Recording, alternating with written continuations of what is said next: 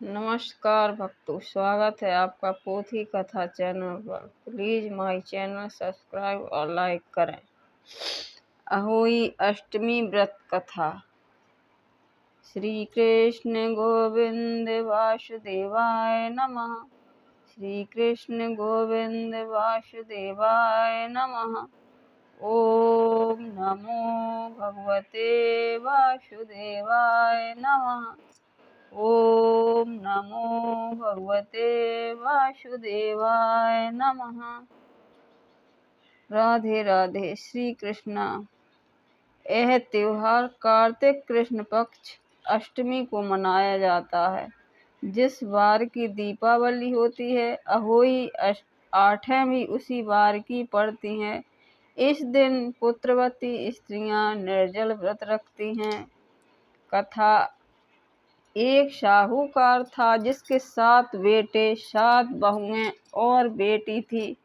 सब मिट्टी लेने गई तो मिट्टी खोजते समय नंद के हाथ से स्याहू का बच्चा मर गया।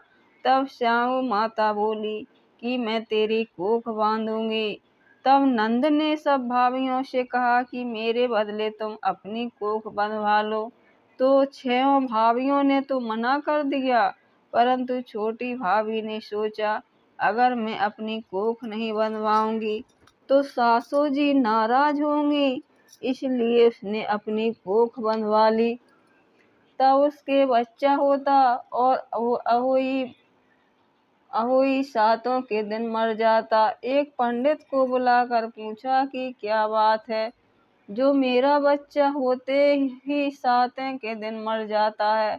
तब उसने कहा, तुम सुरही गाय की सेवा कर। सुरही गाय श्याम माता की सहेली है। वह तेरी कोख छोड़ेंगी तब तेरा बच्चा जिएगा।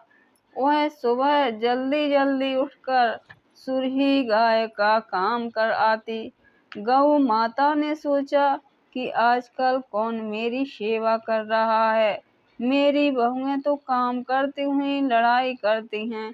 तो गौ माता ने सुबह उठकर देखा कि साहूकार की बेटी की बहू है जो सारा काम कर जाती है। गौ माता बोली, तेरी क्या इच्छा है जो तू मेरा इतना काम करती है? मांग, क्या मांगती है? तो साहूकार की बहू बोली, मुझे वचन दो। तो गौ माता ने वचन दे दिया। वह तब फिर बोली, स्याऊ माता तुम्हारी सहेली है और स्याऊ माता ने मेरी कोख बांधी है, तो तुम मेरी कोख छुड़वा दो।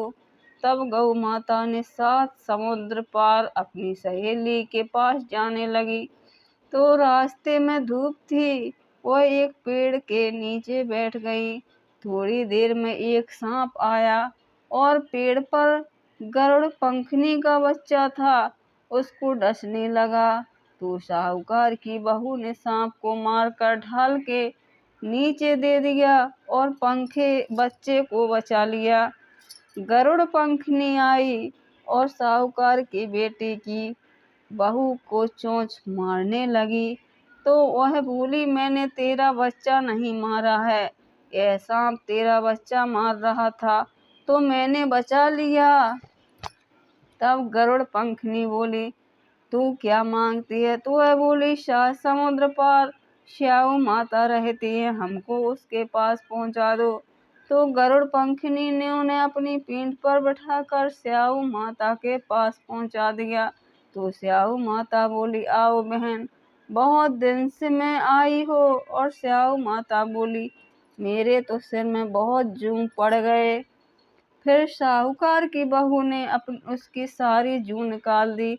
तब स्याऊ माता बोली, तूने मेरी बहुत सेवा की है, इसलिए तेरे 7 बेटे 7 बहुएं हों।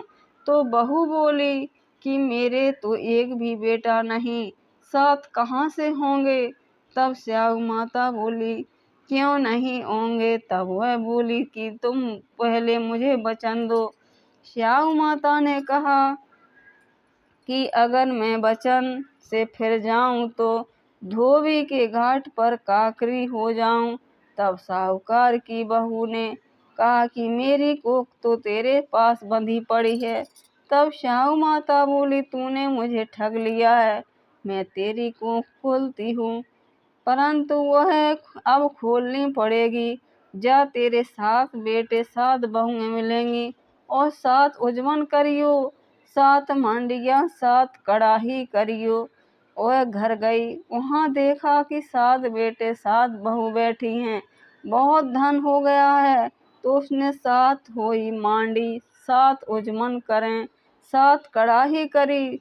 सारी जेठानी बोली कि सब जल्दी जल्दी पूजा कर लो, नहीं तो वह रोने लग जाएगी। थोड़ी देर में उन्होंने अपने बेटों से कहा कि तुम्हारी चाची रोई क्यों नहीं? तो बच्चों ने देखकर आकर बताया कि चाची के यहाँ कोई नहीं मरा है। तब जेठानी भाग कर गईं और देखा कि कोख छुड़ा लाई है। तब वह बोली, तुमने तो कोख बंधवाई नहीं, मैंने बंधवा ली, परंतु स्याऊ माता ने दया करके मेरी कोख खोल दी है। हे स्याऊ माता, जैसे साहूकार के बेटे की बहू की कोख खोली, वैसी कहते सुनते और सब परिवार की कोख खोलती जइयो। जय बोलो अहोई अष्टमी माता की जय।